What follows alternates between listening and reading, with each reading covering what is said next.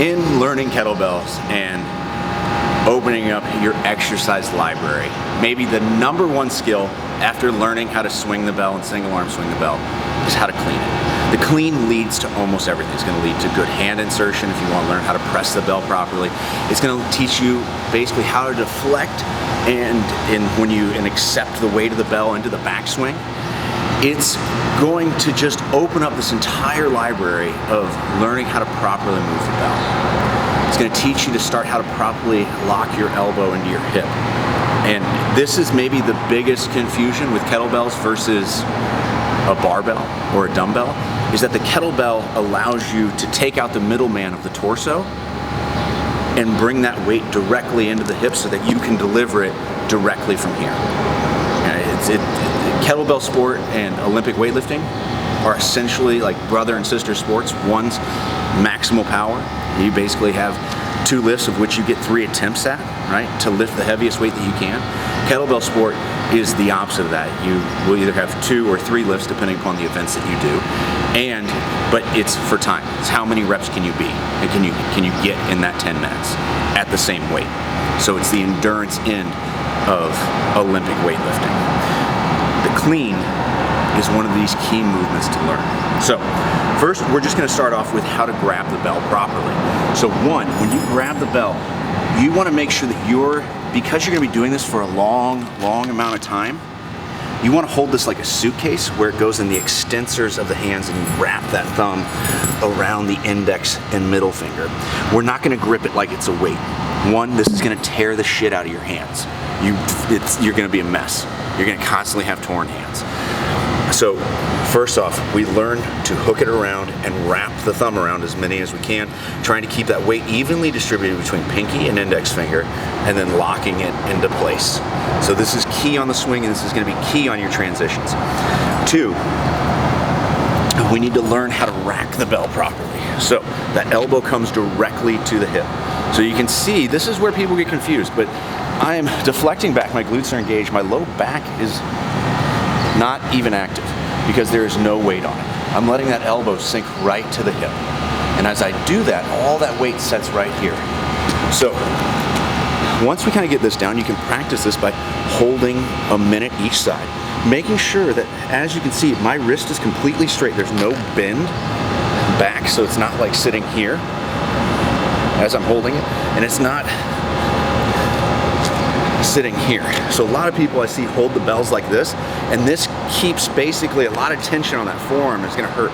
If you get it to cut diagonally, you're putting more surface area of the bell on that forearm, less banging against the forearm. You can keep the hand relaxed, therefore better circulation to the hand, which means you're going to be able to hold on to this longer and your grip won't give out as much. All right, so once we've done this for about a minute each side and we practice getting this diagonal position, we can start practicing how to properly drop the bell into the swing from the rack. So again, kind of how I can tell if someone's never done kettlebell sport or don't have much experience with it is you'll see them throw the bell out in front of themselves. They will push it away and they'll create this long lever arm. Well, it's like any other weightlifting sport. You have to keep it close to your center of mass.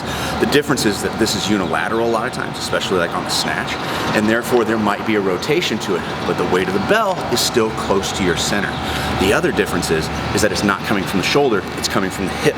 So our fulcrum point is now at the hip and the elbow. And so we have to learn to counter the weight of the bell because again, it's working on a pendulum, not a straight line pull.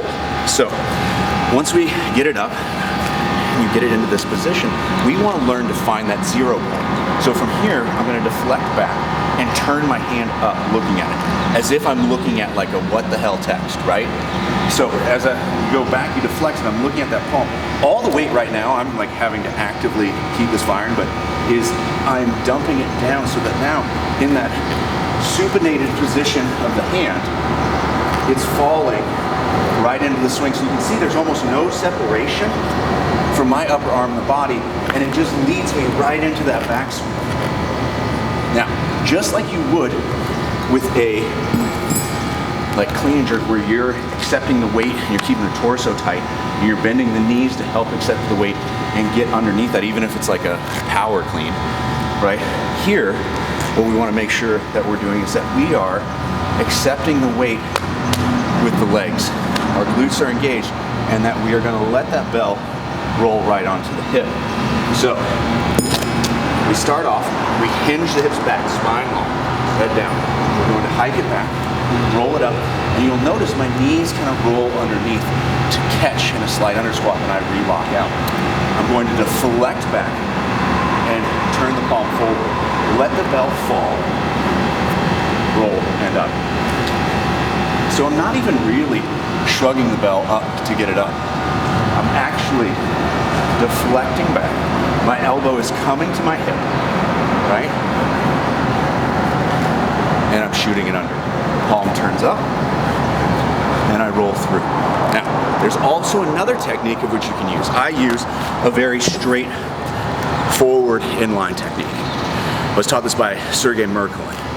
So he was a 12-time world champion, amazing coach out of Russia, and he used a very neutral grip position because he believed that there would be less deviation in the weight, so the bell doesn't spin as much, so you don't have as much like other forces, or like there's not as much movement, so you won't see the inertia of the bell change that much. Now, there's another very common technique which is equally as good, which is where you turn the thumb in as you drop it. So from there, and a lot of people have won world championships with this technique as well, but you deflect back, right? So same, palm goes up, but then it turns in and then it rolls out. And a lot of times for beginners, this is a helpful technique because what it does is it teaches you to spin the bell as opposed to throwing it end over end, right? So we deflect back and up. You can either spin the thumb in and it rotates up. So it's like thumb in, thumb is always going towards you on this technique. When you drop it, it goes in. When you bring it up, it comes up. Or you can keep that neutral grip where you roll through. But practicing getting that elbow to contact the hip before it hits the shoulder is key. This makes it way more efficient. This deflection is essentially the same deflection that you would use if you're taking it into a snatch,